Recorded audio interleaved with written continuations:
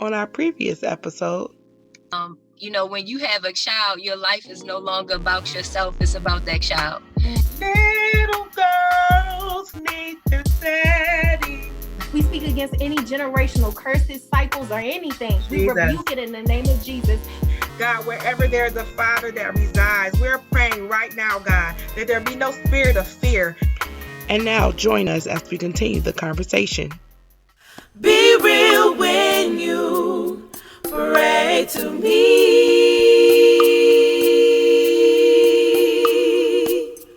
Be real when you pray to me. Well, welcome to the Effectual Prayer. This is AC. Today, we want to have a conversation with dads. The last time you saw us have conversation with women and their relationship with their dads, but we're going to have each one of these fathers introduce themselves, and then I have some questions for them, and then we're going to pray. All right, let's start with Elder Cooper. Well, good evening, everyone. My name is Vernon Cooper. I'll drop the elder for now, but I am a man of God. But yes, I have 6 daughters, 2 40-somethings, 3 30-somethings, and 1 20-something. That's the true nature of a man who really has some daughters, 30-somethings, 40-somethings. You definitely know what it's like. All right, let's go with you, Mr. Brown. But my name is Gerald Brown.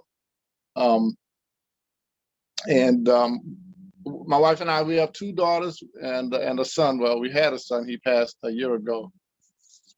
And they're 40-something as well. We have had a wonderful relationship from growing up, and then, I used to always hug them and pick them up every time I came home when they were, babies, on up even till today. And I don't pick them up anymore, but I still hug them like that. As Brennan has said, it has been challenging at times. We had a very wonderful relationship, and you know how children can get in the teenage years. Want to do their own thing, then they find out, well, maybe I better come on back. And but we've always been able to talk. Communication was never a problem, and they're doing very well now, really successful in their careers. Hey, I'm John. I am a man of God, church planter here in the Bay Area in San Francisco, or near San Francisco, and I have 2 daughters. My wife and I both. We have 2 daughters, and they are young. The eldest one is 3.5, and the youngest one is 2. So I'm kind of the odd man out right now. I guess we're still in the honeymoon period. Hearing the previous 2 gentlemen talk about how it's going to be difficult and tough, and I just hug them and enjoy them, and hopefully they grow up to be powerful women of God. Hello, everyone. My name is Paul Gaskins. I have 2 beautiful daughters. I have a wife. We've been married for 17 years. And in those 17 years, we have one that's 15 and one that is 12. And I am also a man of God who loves Jesus. That's it. Hey, man, you funny. You have something, Mr. Brown? Yes, since they all put that in the, I'm a man of God too, and a deacon in my church. Got you. I saw that hand like, hey, wait a minute. So my name is Kyle Jones. I'm from Augusta, Georgia. I'm not sure what all you want to know about me, but I have 1 daughter. She's 4. She is a ball of energy. In fact, I'm in the bedroom now. She may just come barging into the room, and she may stick her face all right here. So if she does that, just say hey. So yeah, I'm not sure what all you want to know, but about me, but I'll tell you anything you want to know. Whatever you want to tell me in 1 more minute. Go ahead, shoot. Oh, 1 more minute. Okay. Man, put it on the spot about me. So I'm married. My wife's name is Elizabeth. We also have a son named Levi. Elizabeth and I have been married for 15 years now. So I had to think about that one. So yeah, 15 years. And we met working at a church here in Augusta. We did a little tour of Georgia of places that we worked, and now we're back into Augusta serving at another church. All right, so guys, so men, it's all right if I say guys. All right, guys. All right, guys. So, why is it important? Why do you believe it is important to be a part of your daughter's life? Any takers? So I'll go first. Being before having kids, before being a dad, I did student ministry. So I had worked with high school and middle school boys and girls. But I have seen the effects of parents not involved into kids' lives, and specifically in young females' lives, where they begin to look at us as men working in the church or even volunteers or whatever. They begin to look at us as father figures, and there is a desperation for children to want to be loved by dads. Yes, moms are important as well, but men are especially important in the roles of being dads. And so I just think it's really important to be as involved as possible. I know that we can't, due to just circumstances, whether it's work or life or whatever, we can't be there all the time. But I think it's important for us to be invested into our daughter's life, because that will shape them to be who they grow up to be, and how they portray themselves to the world, you know? So if we don't love on them the way that God wants us to love on our daughters, then our daughters are going to then live as though the world wants them to live. And that's not always a healthy thing. Amen. Anybody else want to take it? Yeah, Sure. I like. Can I piggyback off of what he said? I'll just share this real quick. When I was dating, all the girls or women that I dated didn't have father figures until I met my wife. And one of the things that I realized, they were all clingy and they were looking at me as a father figure. So as I was young and dating, I realized that, and I was like, man, this is crazy. You know what I mean? So that's one of the reasons that dads need to be in their daughters' lives, because they're looking for that father figure in every man that they get with, the ones that I've encountered. And so that's one of the main important reasons I believe dads should be in their daughters' lives. I mean, I have stories for days, but I know we don't have time to go into that. Things that I've witnessed and experienced being with these, in one particular women that I was with when I was growing up. So I pass on to someone else if you want to respond. Mr. Brown? Yes. I don't know where to begin really, but I was thinking back as a child. You know, my dad was in my life as well, and but he didn't do much with us. And I said, you know, one thing I'm going to do, especially if I have a son, I'm going to do everything I can to and do, you know, be a part of our children's lives. And you know, like when the children were growing up, I was in the Air Force, and we had a youth center. So when they went, they took ballet and all that. Well, I was right there balleting with them. You know, I helped set up the you know, the stage and you know, and things like that. But it was fun. It was enjoyable, you know, and I had a ball doing that. And also, you know, we need to teach our girls how they should be treated by a man and how they should not be treated by a man. You ought to take them out on a date, show them how they should be taken out on a date. And because, you know, the man is going to be the dad, hopefully, is going to be the first relationship they're going to have with a man. And you know, you don't want that mishandled. And believe me, don't get me wrong, I wasn't that bad, but I wasn't the best guy to date. So, you know, Thanks for keeping it I real. I appreciate that. didn't treat him wrong, and you know, not bad, but I could have been better. I'll leave that there.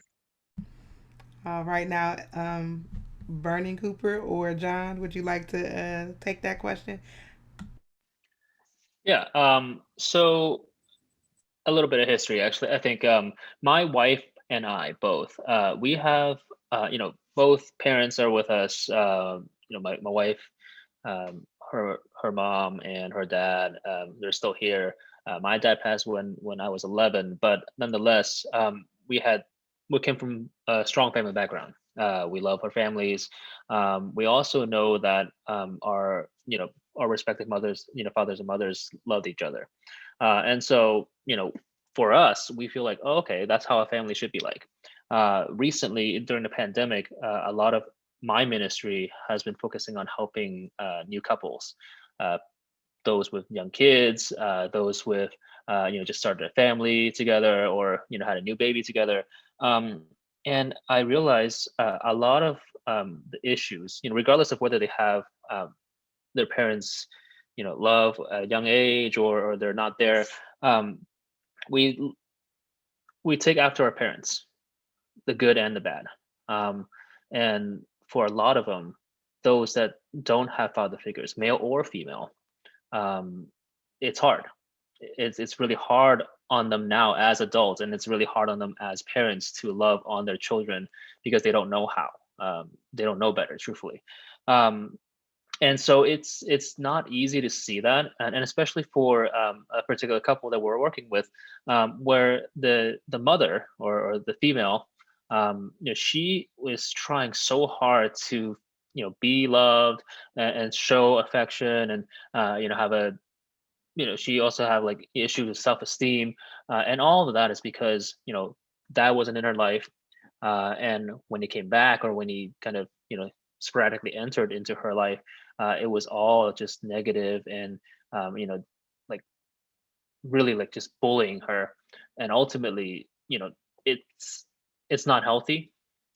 We can see that in her relationship with her husband, and her relationship with her daughter as well. So yeah, it's I think we just see it from experience that a father is really needed in one's life, especially for a female. I'll say for myself first, growing up was kind of tough. My dad, because of alcoholism, was in and out of my life. So I didn't really have a stable relationship with him. I was abandoned child. My birth mother abandoned me in the hospital at birth. So I didn't have neither parent. But what helped me to be a parent was doing the opposite of what my parents did. They weren't there. So I made it a point to be there as much as I could. I wasn't a missing parent, but because of the lifestyle I was living at the time, I was a professional musician. I played drums for Candy Staten, if anybody can remember her. She had that hit Young Hearts Run Free. Anyway, I was traveling all the time. And that was the main reason why I was, back and forth in and out of all my children's lives. But it got to a point to where I had to make a decision, and that was to continue with a career that most likely I'd be a millionaire by now. But nonetheless, it was more important because of what I didn't get from my parents to give my children what I didn't get, and that was me. Today, I'll have to say that my daughters, the term daddy's girl, yes, they are truly daddy's girls. Even at their ages now, they are daddy's girls. My daughters will talk to their dad about anything, and I do mean anything, especially subjects that dads really don't want to hear about, and that's men in regards to sex and everything else, But my girls are just that comfortable with me, and they know that I will give them the best sound advice. In fact, most of my girls right now today, I'm talking about my 40-somethings, 30-somethings, 20-somethings, every man that has ever been in their life, they will first come to dad and introduce me. They make it a point, and they tell me, and of course, they know dad. I'm going to give them the third degree. But it's helpful because it shows my daughters that I'm concerned and I care about them. And I guess the most difficult time with our relationship was during their teenage years. Teenagers are teenagers. But unfortunately, by me traveling so much, and back and forth, I couldn't really be there to support their decisions. And I didn't want them to look for dad, but I did expect the qualities that I had because I showed my girls, and I've always told my girls this one thing, and they always know this, that I love them. And that's very important, especially when you're juggling around the world all over the place. Your children, your daughters need to hear that from dad, that I love you. There's so many girls and women that don't hear that or never heard that from their fathers. And that's very hurtful. But regardless of my dad not being there for me, whenever he would come around, he always would let me and my siblings know, dad loves you. He couldn't do nothing for us, again, because of the struggles with alcoholism, but he always would tell us he loved us. So I make it a point to tell my daughters all the time. And I make it where I don't try to be a friend in that sense of the word, but I'm sensitive that they need a man's opinion when it comes to dealing with the opposite sex and dealing with men. And I've seen some good ones, and I've seen some bad ones, and I've seen some ugly ones. But I like the fact that my daughters are comfortable enough with me to share their life with me when it comes to relationships, and that they can discuss just about anything. I do mean anything, things that they really should be asking their mamas about, when my 20-somethings were... Oh, then we're going to have to move to the next question. I'm sorry. But when they were young, I had to actually have the talk with them about their menstrual cycles. So you can understand, yes, I'm a dad that really, got down and personal with them. Wow. Can I just say something real quick? When you were telling us that your girls know that you love them, like without a doubt, you tell them that you love them, you show them that you love them. Something that I tell my kids very often, both kids, is I love you. And maybe a year ago, my daughter said, Daddy, why do you tell me that all the time? I said, because I don't ever want you to question that. And so just last week, I told her, I said, hey girl, I love you. And she said, I love you too. So she had a little attitude when she did it. And I said, can I ask you something? She said, yeah. I said, do I tell you that too much? No. Do I tell you that enough? No. So she has this desire. My son as well has this desire to hear the words, I love you, over and over. And I could tell him 15, 20 times a day. And it's never enough for them to hear the words, I love you. So I love that the fact that you're telling us that your girls know that you love them. And as a dad, I'm encouraged when my kids say, Daddy, you don't tell me enough, even though you tell me all the time, kind of things, because they just want to hear that from us. So I just wanted to piggyback off that. How do you feel your relationship with your daughter impacts her identity? I like to start with that. I show my daughters confidence and strength. And growing up, they saw a lot of trials and tribulations that I went through as a man, as a father, as a husband. And they saw how I didn't have nervous breakdowns or anything like that, or stressed out and so forth. They saw Dad as a pillar, a concrete pillar, regardless to what I had to go through. They never saw me cry too often, but they have seen me cry. and they'll come and they'll comfort me. And that's very appreciative, because it helps a father to know, that your children can feel your pain as well. But strength and confidence is something that I instilled in them. It's okay if you fail, but that failure doesn't, it's not the end of the world. You keep trying. You keep trying. Nothing's going to stop you but you. So you do what you need to do, and you'll be able to stand strong, just like your dad does. So I have to say that most of my daughters carry my strength and my unwillingness to break down and to stand up regardless of what the storm is. They will go through it. Yeah, well, having two little babies, it's hard to see what's going to happen, how they see me. But I think just being there for them, being able to, I think, they know that dad's there,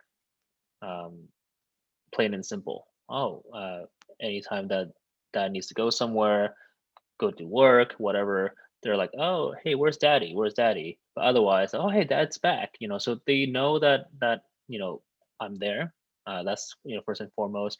And the other thing is, every time when they get hurt, or when they have some issue that they don't know what to do, they come to me and say, hey, dad, can you help me with this, or can you do this, or whatever. So again, it's just being present and being that kind of pillar, that support for them. To me, I think they know that they can do it on their own. I always tell them, hey, try to do this on your own, even though you're really young. But if you fail, that's here. And I think that really just kind of reinforces their idea of, okay, I got a safety net, kind of near me, and a cheerleader that is always there for me. Oh, wow. I want to use it in this way. And I can say a lot of things. This can go a lot of different ways. I'm a worshiper, right? And so when it comes to identity, as a man, a lot of men don't like to worship the Lord, but I'm in church with my hands lifted up and worshiping God, and literally being a model for my kids. And then they see me, and so they do it. But they do it because they see me, but then they have an encounter with God. So it's no longer they're not copying off of me, but they're like, oh, I'm having an encounter with God through worship. But it started with the model, which was me. You follow me? Me, I said, me and my wife. I know she's watching, but me and my wife, we begin to worship God together. And guess what? Now my kids see that we're doing it, and we're talking about it through the scriptures. You know what I'm saying? Now they have established their own identity through worship, because they see us doing it as a model, and they also see it in the word, and they know to do it because it's a command. And like I said, this can go along. This can go along, but I just want to use that as an example. I think the involvement that we have in our daughter's life will naturally help cultivate who they become.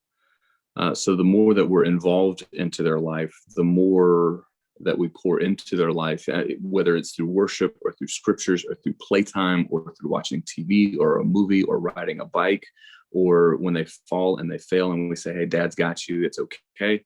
I think ultimately everything that we do shapes the identity of our kids, and how they perceive life, how they react to things. And so I think the more we as dads are involved, and for some of us that's going to look different for us, than others, and I don't think that's a bad thing. I think that's a good thing. It creates there's not one, God's not in a box. I don't think dads are in a box either. You know what I'm saying? So I think that the more that we're involved, and even maybe a step further, more positively involved, because there are some dads who are involved that they're just negative dads. I think ultimately that will cultivate who our daughters become as women. And so if we're pouring ourselves into our kids, then our kids are going to become a reflection of who we are. I mean, I think Jonathan might have said that, or maybe Paul, one of the two of you guys kind of said that. If we kind of understand people and how people are created, 50% of me is my dad and 50% of me is my mom. You know, we get the traits and stuff from our parents, from a physical perspective, but in an emotional and even an identity, they're shaped by a lot of how we're involved in their life. Paul, I love the fact that you were giving us an example of that. Your daughter sees you in this place of worship, and you've got your hands raised, and they see that, and when they have that encounter, it becomes I'm doing what Dad does to now I'm doing what I have been impacted, and how that shapes, you know, me as a daughter. So I think that's really neat. Something that I've done with my kids. There is a blessing in the book of Numbers. The Lord bless you and keep you, and so forth. And so I've actually I've prayed that prayer over my family for years. And when I'm praying with my kids, instead of saying, you know, may the Lord bless you, I say, may the Lord bless us and protect us. You know, I've made this a family prayer, and my kids are now saying this at the end of the prayer versus me saying this at the end of the prayer. And so I think the more that we're involved into our kids' life, and the more that we're pouring into our kids, the more that shapes the identity of who our kids become. I could take a lot from each one of what was being said by each gentleman here. And like I said at the beginning, I did have both parents, but even though we were all in the same house, you know, there was not a whole lot of conversation. So I had to develop that myself. Part of it came from my military, being in the military. And I really try hard not to run my house like a military, you know, house, but, you know, sometimes it comes over into it because you have to have some discipline.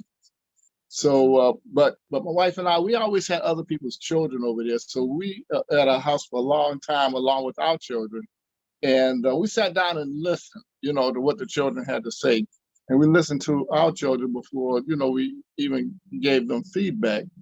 But I was at the beginning, you know, the church grower. I grew up in the church. I played the piano for the church and did that in the church. So the children really got it from me. My wife grew up under a different faith, so it was a little bit different. So I was the one they followed me, you know, to church, and then, you know, my wife came along as well.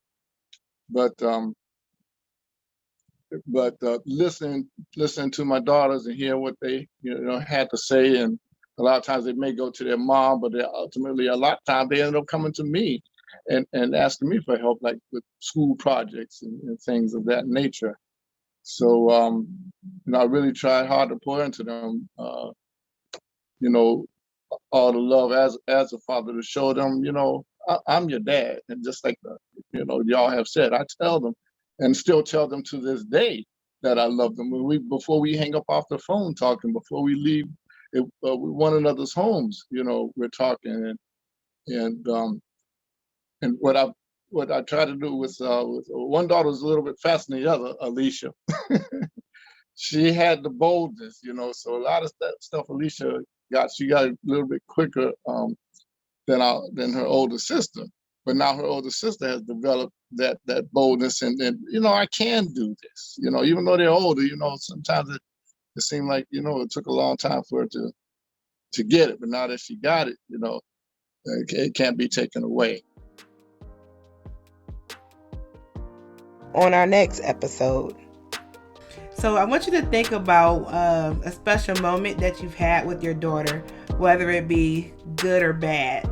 Can you explain how your relationship how your relationship grew after that moment?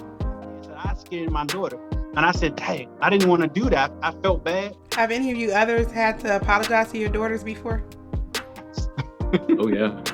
Yes. Definitely. Yeah. To everybody who is listening, just press on.